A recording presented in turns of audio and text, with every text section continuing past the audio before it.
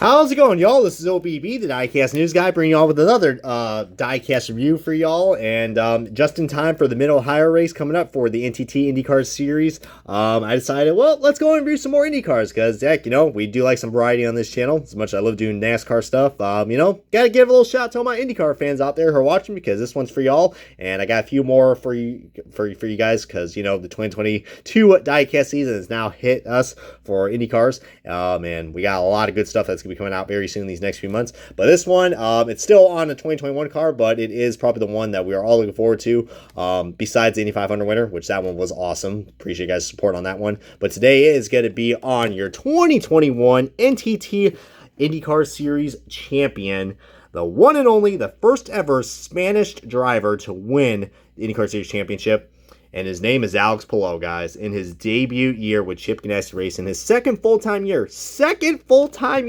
in his first year with Chip Ganassi Racing. And this guy got it done, nearly won the Indy 500, got 3 wins, and was en route to a near consistent perfect season. And got the Astor Cup, man. How about that? Álex Palou, man. Let me tell you what, man. I mean, you cannot overlook how just amazing how much adversity this guy just came into the sport. But we're gonna be talking about more in a second, guys. As you see, we got Álex Palou with a very happy Álex Palou with the Astor Cup. I mean, he was pretty ecstatic, guys. He even was doing donuts, I think, during the Long Beach race. Which, by the way, guys, having the finale at Long Beach was freaking amazing. I wish IndyCar would do that. Don't get me wrong, I love Laguna Seca, but just the atmosphere it brought was just amazing, and definitely was a cool lifetime experience for anybody who was at the Long Beach race for 2021. I mean, just really was welcoming, seeing all that atmosphere back after so long of just emptiness and sorrowness throughout these last few years. But one thing I got to give credit to Greenlight is the packaging. Absolutely just amazing. We had a nice little raced number 10 right here.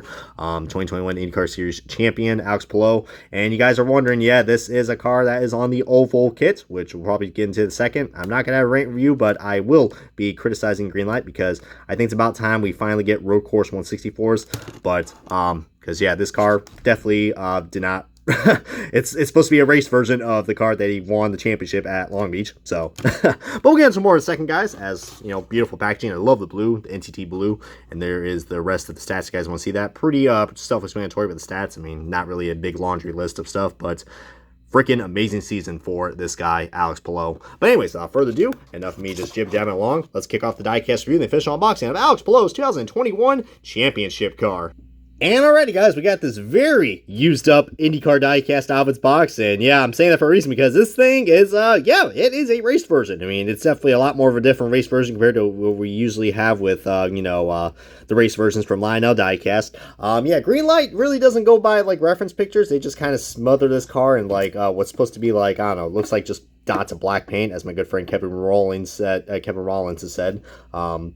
But feel free to check him out, guys. He is definitely one of my good buds from Indy that we usually hang out with him every month of May.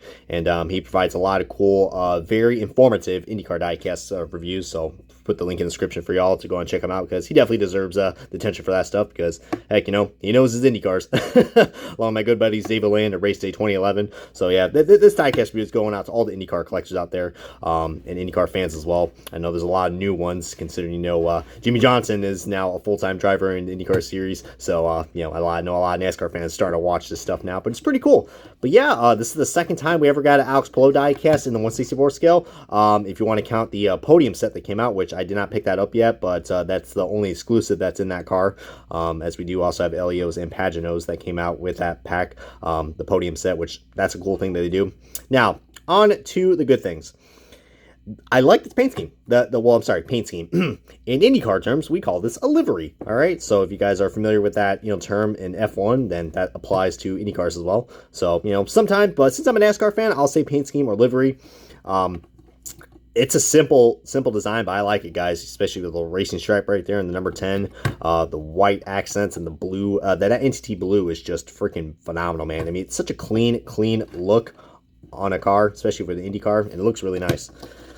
And this is, I think this is a better raced version that we've had from like the other ones. I mean, the Takuma Sato, we've had a few raced versions before, but it definitely looks a lot better. It's not as smeary as the championship car from Scott Dixon from the previous year.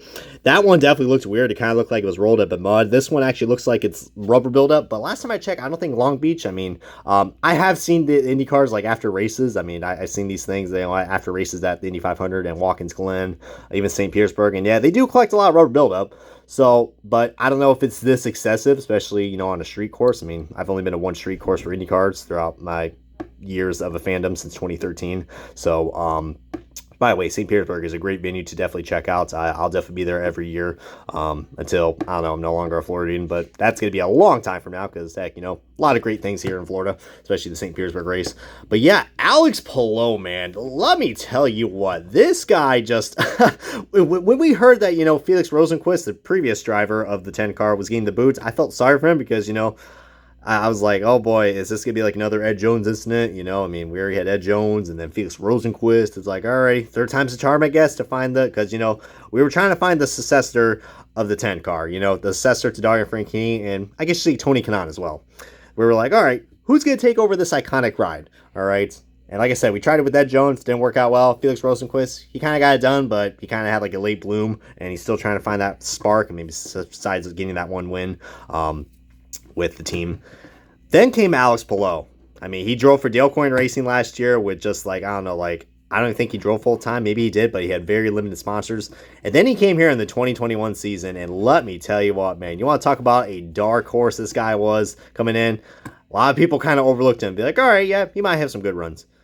Little do we know that this guy was going to go and freaking dominate the season in terms of consistency.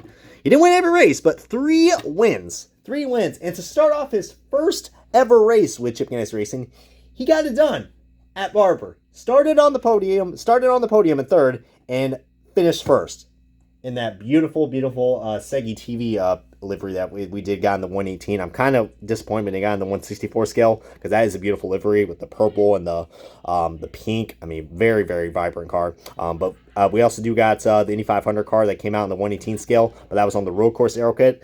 And speaking of problems with the aero kit, okay, I know you probably wonder, okay, yeah, this is a Long Beach winner. Why is it on the oval aero kit? Well, the reason why is that because I think the CEO or whoever comes up with the product of these IndyCar diecasts, I guess from what I heard, this is basically the baseline of their cars. Because everyone knows the Indy 500, so when they see these cars, they're like, all right, yeah, that's IndyCar, it's Indy 500. So people don't really look at IndyCar and see the road courses. But you know what, man? 2021, I think they just started releasing the last year was the reintroduction of the road course aero kits. I don't say reintroduction, but they finally brought them. They finally brought them and they updated them. And let me tell you what, there was a lot of positivity about those cars. I mean, even though his Indy 500 car is on the road course kit, which is really odd, that's that white that white base paint scheme. Basically, the colors are inverted, I believe I describe it. That he wrecked out at the Indy 500 qualifying session.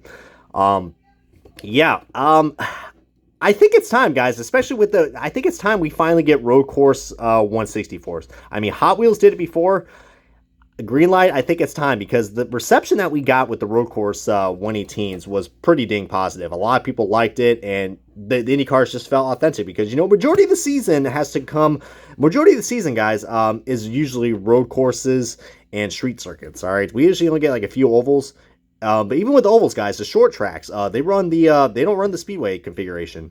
They run like a Gateway in Iowa. They don't run the speedway configuration. Just Texas and Indy 500. That's the only time they run this configuration. At the short ovals, they run the freaking road course aero kit. So I think it's time, guys. I mean, I think that this mold is cool. I like it all. The IR18 mold is cool, especially the aero screen. I mean, I absolutely love the aero screen. Look at that. Even the dust specks are right there and the rubber buildup. Even though it does look like Greenlight just took a freaking black marker or a brush and just went whoop, whoop, whoop. But, yeah, I think it's just time we get we can finally get the road course aero kits because I think they would be positives. We're not going to get them this year, but hopefully next year, or maybe when we get another new car, starting in 2024, I think that's when we're going to get the new car or so.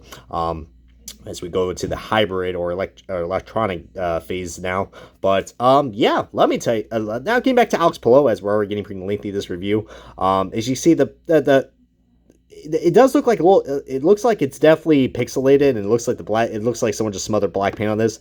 But it's definitely a lot better than its predecessor. They got the red Firestone tires, which are really cool. And you see all the nice little details right there. PNC Bank, NTT. I said AT&T. My lord, I said NTT. Yeah, this is AT&T. I mean, the colors do look pretty similar to AT&T, but it's not AT&T. But you see the air flakes right there, the exhaust ports. Very, very nice, good, high-quality detail we got. Greenlight does have slip-ups with their decals, but oh, look, there's even a black line right there. Someone doesn't like Álex Palou.